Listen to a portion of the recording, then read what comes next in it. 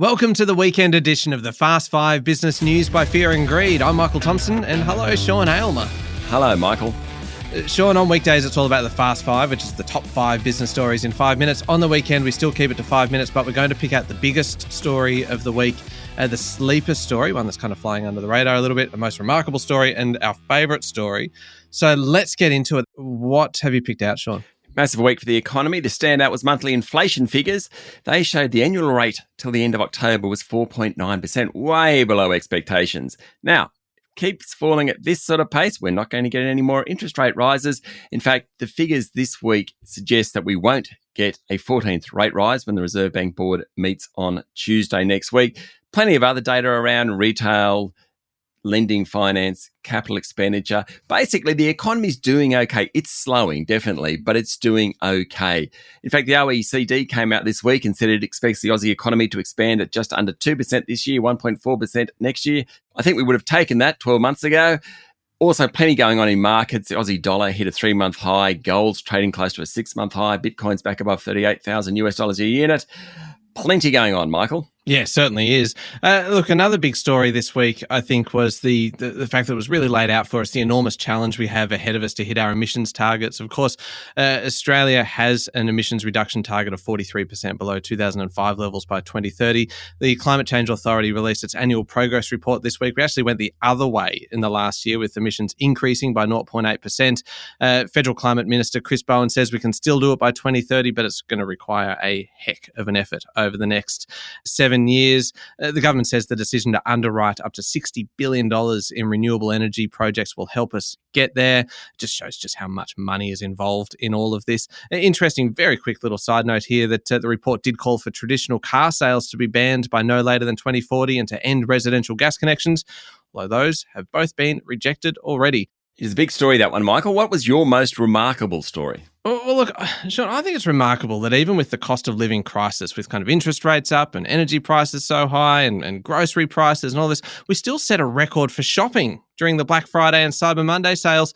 We had the Australian Retailers Association Chief Executive Paul Zara saying that we're looking at, $6.36 billion for the Friday to Monday period. Now, that's up 3% on last year. Retailers were giving bigger discounts this year, 30% compared to 26% last year. So everyone was jumping in doing their Christmas shopping early. We're buying clothing and personal care items and shoes and jewelry more than anything else. Shopify says the average basket size was about $165.70. I suspect there's plenty of people that spent a whole lot more than that getting their Christmas shopping all done early. Interestingly, we had Jerry Harvey from Harvey Norman saying that business has had a pretty sluggish 5 months, but things picked up partly because of Black Friday and Cyber Monday, to the extent actually that Christmas might be a little bit quiet for retailers.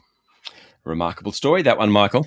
Indeed. What was your sleeper story, Sean? Look, I think the 5-day working week will never be the same, and I'm not talking about white-collar workers here. I'm talking about people who serve others in shops and banks and grocery stores. Some major retailers are offering up to an extra week's leave a year in an effort to attract staff. IKEA's agreed to do that. Bunnings has agreed to do that. Apple's agreed to do that. Early in the week, Big W reached an agreement to allow 15,000 staff to choose between higher pay or an extra week's leave. The revolution is here. Now, the union involved, the Shop Distributive and Allied Employees Association, reckons 5 weeks should be the new standard. It is in France, Finland, Sweden and Norway.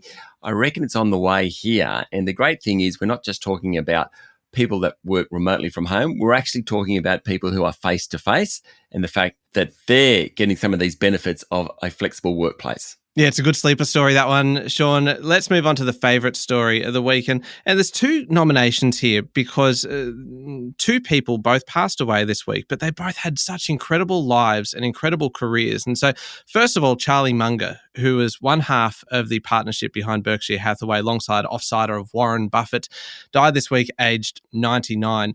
Gosh, he left his mark on the business world, reputation as one of the greatest investors ever over the last 60 years, really playing the straight man to Warren Buffett. But that business that they built, Berkshire Hathaway, that basically if you invested $100 back in 1965, it would be worth around $2.5 million today. They've just built this into an $800 billion behemoth covering kind of railroads and utilities and energy and insurance, everything.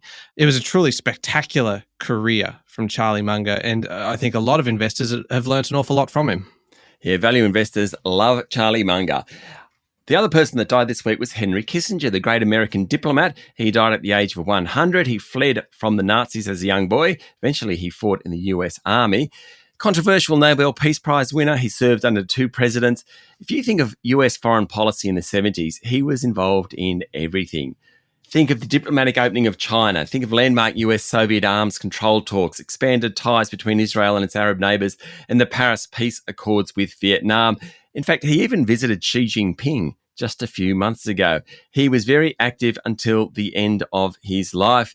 A truly great diplomat and someone who did change the face of the Western world over the last 50 or 60 years. Yeah, pretty incredible. There we go, 5 minutes and pretty much everything you need to know in the world of business. Thank you, Sean. Thank you, Michael. We'll be back on Monday morning with the top 5 business stories in 5 minutes. Don't forget to hit follow and please join us online on Instagram, LinkedIn, Facebook and X. I'm Michael Thompson and this is the Fast 5 Business News by Fear and Greed.